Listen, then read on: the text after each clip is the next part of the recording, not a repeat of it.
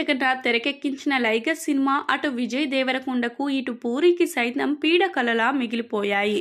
ఈ సినిమా బాలీవుడ్లో ఒక రేంజ్లో ప్రమోషన్స్ చేసుకొని అద్భుతమైన విజయాన్ని సాధిస్తుంది అని అనుకున్నారు.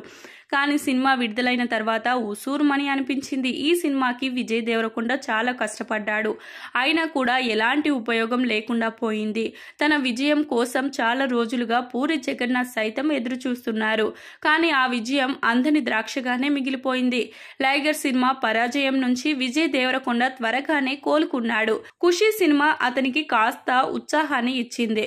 ఇప్పుడు ఫ్యామిలీ స్టార్ కూడా విడుదలకు సిద్ధంగా ఉంది. అందుకే గతం తాలూకు గాయాలు త్వరగానే మార్చుకోగలిగాడు విజయ్. ఎటొచ్చి ఇప్పుడు పూరి జగన్నాథ్ మాత్రమే పూర్తిగా సతమతమవుతున్నారు. ఈ సినిమా కోసం దాదాపు లైగర్ తర్వాత 2 ఏళ్ల విరామం తీసుకొని మరీ చేస్తున్నాడు. ఇప్పటికే ఇస్మార్ట్ శంకర్ ఎంత పెద్ద విజయాన్ని అందుకుందో మనందరికీ తెలిసిందే.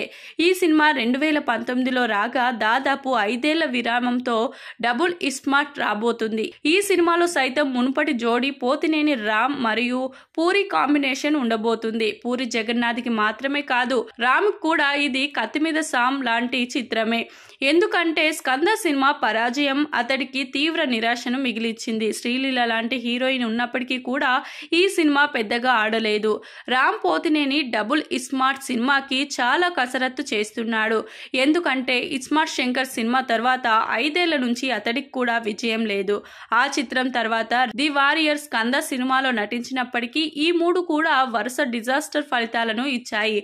దాంతో ఒక్క విజయం పడకపోతుందా అని రామ్ పోతినేని సైతం ఎదురు చూస్తున్నారు.